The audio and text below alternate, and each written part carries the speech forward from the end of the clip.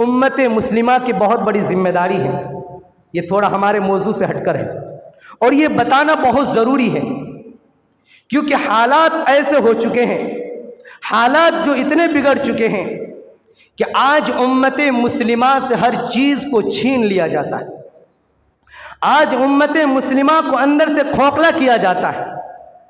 यहाँ तक कि उनके पूर्वजों की, उनके बुजुर्गों की दी हुई ज़मीन और जायदाद के ऊपर भी आज नज़रें गड़ा चुकी है। आज उनको भी छीनने की कोशिश की जा रही है। मेरे दोस्तों, ये जो वक़्फ़ की इमलाक है, ये वक़्फ़ कहाँ से आया?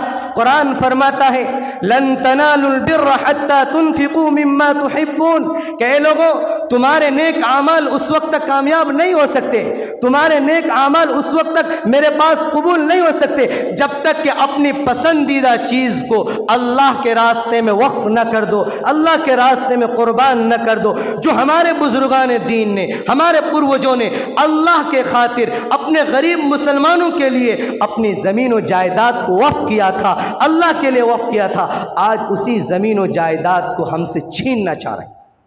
लुटेरे हमसे लूटना चाहते हैं, हमसे छीन कर गसब करना चाहते हैं। उसके अंदर 15 ऐसे तरमीम किए गए हैं जिसके अंदर आप अगर सुनेंगे तो आपके होश उड़ जाएगा। इतना वक्त नहीं जो मैं आपको तफसील से बयान करूं। अगर आपको पढ़ना है तो मेरे पास वो एक्ट है, मैं हर एक के व्हाट्सएप में डाल सकता हूं, आप पढ़ लीजिए कि कितनी खतरनाक साजिश और कितनी खतरनाक मुहिम रचाई गई है। व्हाट्सएप के ग्रुपों में मैं डाल दूंगा, लेकिन आप पढ़िए इत्मीनान में जाकर। लेकिन जो मोटी चीज़ है मैं आपको बता देना चाहता हूं कि इसमें कितना बड़ा मुसलमानों के साथ धोखाधड़ी करने का इल्ज़ाम है। उसके अंदर पहले 14 मेंबर बनते थे वक्फ बोर्ड के, और चेयरमैन को पूरा हक होता था कि उसके अलावा किसी और को वो किसी को ज़मीन नहीं दे सकता, और उसमें मुसलमानों को होना ज़रूरी था। जो वक्फ बोर्ड के मेंबर बनेंगे उनके लिए शर्त था कि मुसलमान हो। लेकिन अब 14 मेंबर की जगह 23 मेंबर कर दिए हैं, और उसमें 2 गैर मुस्लिमों को लाजमी करार दिया गया है, मुसलमान नहीं, गैर मुस्लिम। और जो चेयरमैन के पास जो पावर रहता था वक्फ बोर्ड का, उस पावर को हटा करके जो जिलाई मजिस्ट्रिक होते हैं, जिलाई कलेक्टर, डिस्ट्रिक्ट के अंदर जो कलेक्टर होते हैं, वो चेयरमैन से छीन करके उस कलेक्टर को पावर देने का फैसला किया गया। उस बिल के अंदर जो तरमीमी बिल बनाया गया 2024 वक्फ बिल के अंदर। अब अगर जिला मजिस्ट्रिक के अंदर अगर वो तरमीमी बिल चाहेगा तो बताइए, जिला मजिस्ट्रिक मुसलमान होते हैं मुसलमान? वो आपको देगा या अपने आप को देगा? आपको नहीं देगा। और दूसरी खतरनाक चीज उसमें यह बयान की गई है कि उस मजिस्ट्रिक को, उस कलेक्टर को यह हक होगा कि उस जमीन को लेकर के किसी भी गैर के नाम पर वो कर सकता है, और 6 महीने के अंदर जो वक्फ बोर्ड के चेयरमैन होगा उसको ये लिख करके देना होगा कि इस ज़मीन को मैं उस फना के नाम पर ये करता हूँ जिला कलेक्टर के हुक्म के मुताबिक। अब बताइए मेरे दोस्तों, कितना बड़ा धोखा हो रहा है। आपकी ज़मीन को छीनी जा रही, और उसके अंदर जब ये बिल पास हो जाएगा, आज हम ये मस्जिद जो है ना, इबादत करते हैं ना, हमारी जामा मस्जिद भी वक्फ बोर्ड में है, हमारी ईदगाहें भी वक्फ बोर्ड में, लाल किला भी वक्फ बोर्ड में, जामा मस्जिद दिल्ली का वो भी वक्फ बोर्ड में, ईदगाह शाही मैदान का वो भी वक्फ बोर्ड में, लाल किला वो भी वक्फ बोर्ड। अब जब ये तरमीमी बिल आ जाएगा, मेरे दोस्तों मेरे पास इतना वक्त नहीं कि मैं आपको आप पढ़ लीजिए, मैं डाल दूंगा सबके व्हाट्सएप पे, पढ़ लीजिए इसको एक मरतबा। मेरे नौजवानों, पढ़ो, अपनी तारीख पढ़ो ताकि तुम अपनी अमलाक को बचा सको। अपने पूर्वजों की तारीख पढ़ो। आज हमारे नौजवानों को हमारी तारीख मालूम नहीं है, हमारी हिस्ट्री मालूम नहीं है, जिसकी वजह से आज हम जलील होते जा रहे हैं, हमारी सारी चीज़ें छीनी जा रही।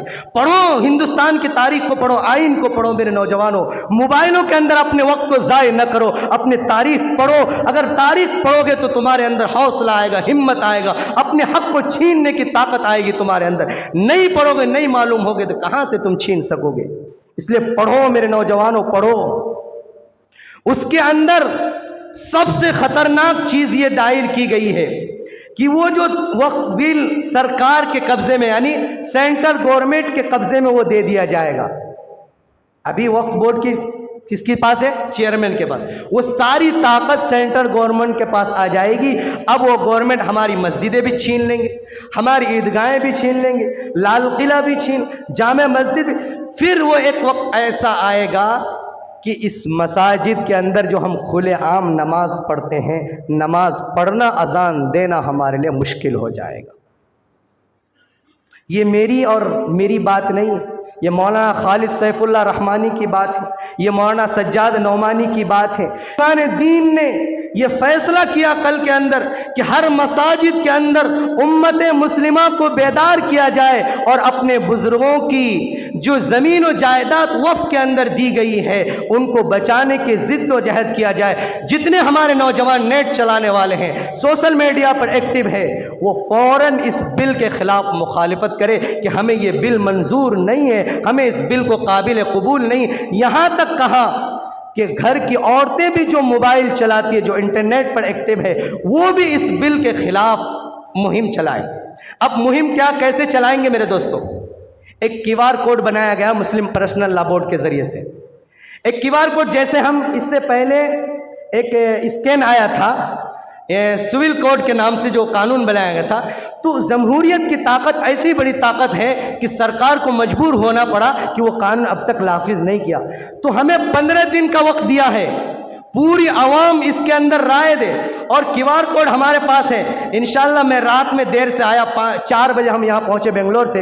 अगर नहीं आता तो इंशाल्लाह QR कोड मस्जिद में लगा, असर तक इंशाल्लाह हम लगा देंगे हर जगह। हर आदमी उसमें स्कैन करे, और स्कैन करने के बाद उस QR कोड के अंदर खुद मुस्लिम पर्सनल लॉ बोर्ड ने एक दरख्वास्त लिखी है, उस दरख्वास्त को अपने नाम के साथ सेंड कर दे, जिस तरह हमने पहले सेंड किया था। अगर हमारी एहतजाज हमारे लाखों में करोड़ों में अगर उन सरकार के पास जाएगा कि हमें ये बिल मंजूर नहीं है, तो इंशाअल्लाह जो हमारे हक़ को छीनने की कोशिश करते हैं, अल्लाह हमारे हक़ को बचा लेगा। मेरे दोस्तों, फ़र्द से कुछ नहीं होता, सब कुछ होता है जमात से। ये किसी एक मसलक का मसला नहीं है, ये किसी देवबंदी का मसला नहीं है, ये किसी बरेलवी का मसला नहीं है, ये किसी अहले हदीस का मसला नहीं है, ये पूरी उम्मत मुस्लिमा का मसला है। ये वक्फ बोर्ड का मसला पूरी उम्मत मुस्लिमा का है, किसी एक मसलक का नहीं है कि हम मसलक को लेकर बैठ जाए। वातसिमू बिहब्लिल्लाहि जमीअन वला तफर्रकू। ए लोगों, आ जाओ एक प्लेटफार्म पर और अपनी इमलाक को बचा लो।